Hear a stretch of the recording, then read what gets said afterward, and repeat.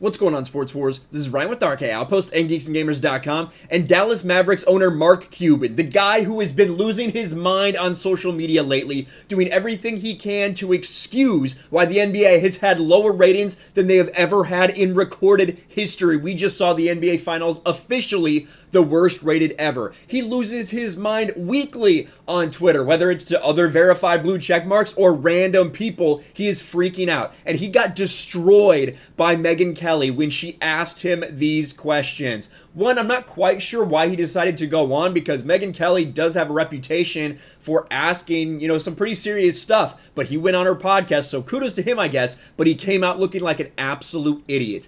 Mark Cuban talks NBA tanking, Black Lives Matter, and China with Megyn Kelly. And I would suggest listening to the whole thing. It's a little less than an hour long. We're going to listen to a clip that I think is really good from this, but there's a lot of good stuff in there. As Outkick has written, the 2020 NBA Finals are a historic disaster, with games down as much as 58% year over year. Kelly accurately blames the league's decision to go political for the millions of Americans turning away. This is from her. You wear a pink ribbon to support breast cancer is one thing. Putting Black Lives Matter in the middle of the court when it's not supported by virtually any Republican in the country is another. A very divisive message, to be sure.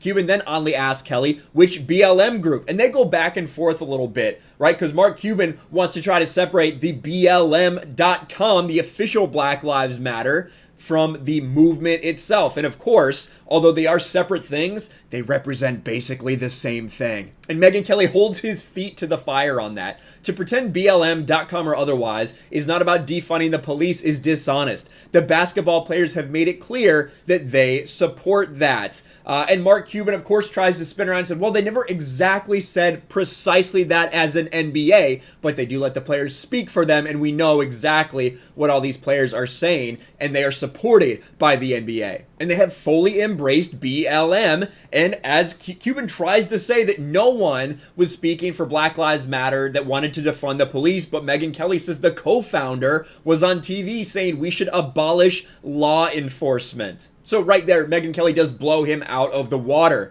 Now again, then they move on. Then they move on to the actual ratings. Your audience is fleeing, Kelly said on the topic of viewership decline. They object to the politicization of the league the NBA has suffered. And she says some of the same things that we've been saying right here on Sports Wars about how bad the NBA Finals ratings were. And to be honest, the entire playoff ratings, which were absolutely abysmal. The more and more politics, the more and more social justice got shoved down our throats. This is during a marquee matchup with the Lakers and Heat. Last year, they had some team in Canada. That matchup is crushing what we're seeing now. And again, Mark Cuban tries to spin it away, just like he has every other time when confronted with these facts, when confronted with the NBA ratings. He tries to spin it, oh, well, there's bad things in other sports too. He tried to compare it to horse racing. I don't think that's exactly the same thing, Mark. And you're comparing it with these little niche sports. You're talking about horse racing. You might as well be comparing it to curling or something. The NBA is supposed to be second dog. Second, they're right next to the NBA, but they have been absolutely decimated. You had people when the NBA was tanking a few years ago, when their ratings were going down and slipping, you had people trying to say, ooh, maybe the NBA is going to overtake the NFL, right? That's what everyone was talking about. Is it time to panic for the NBA? Is basketball trying to become America's #1 sport? Is the NBA on track to surpass the NFL?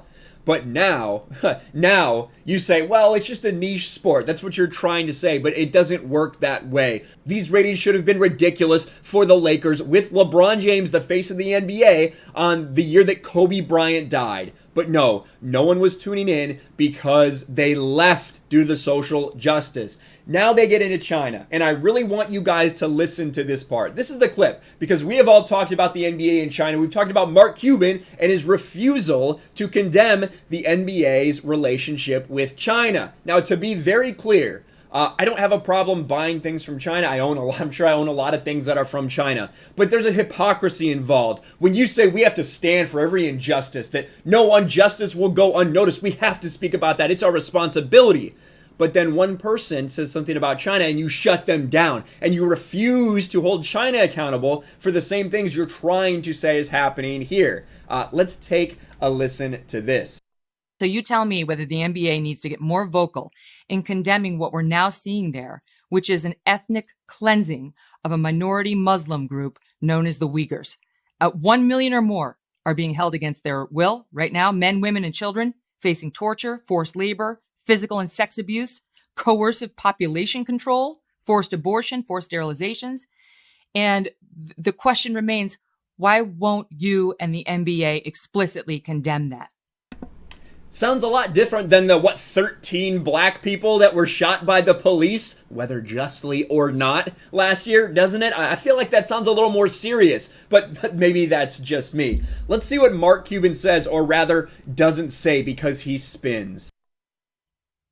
So first, we pay attention. I personally, okay, let's just talk about me. I personally put a priority on domestic issues. Right. When it comes to human rights, I'm against all human rights violations around the world. China, including the ones in China.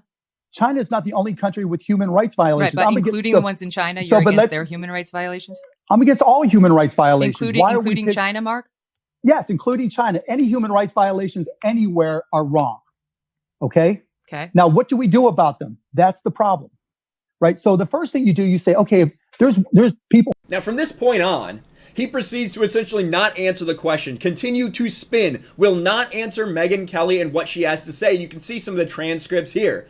Nearly every time Kelly asked him to be specific about condemning China, he responded by saying he's against all human rights violations. He even gave the same vague response when she asked him directly if he condemns the genocide going on there. To be clear, I don't believe that Cuban is indifferent to what's going on in China, which I probably agree. He probably would prefer that that wasn't going on.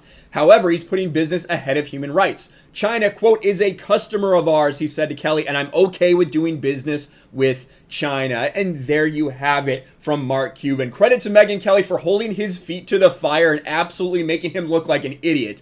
I would imagine he's not going on there anytime soon because he came out looking really bad from all this, whether it was about Black Lives Matter, the social justice, the ratings, or the refusal to condemn that relationship that they have with China. Overall, it was a tragic appearance for Mark Cuban, but he's pretty used to be getting pounded into the sand by now. Let me know what you guys think about all this, about Mark Cuban, about the spin, about the ratings, about the China relationship, everything. Let me know in the comments below. Smash a like button, subscribe to the channel, ring the bell for notifications, share this video out there, and I'll talk to you later.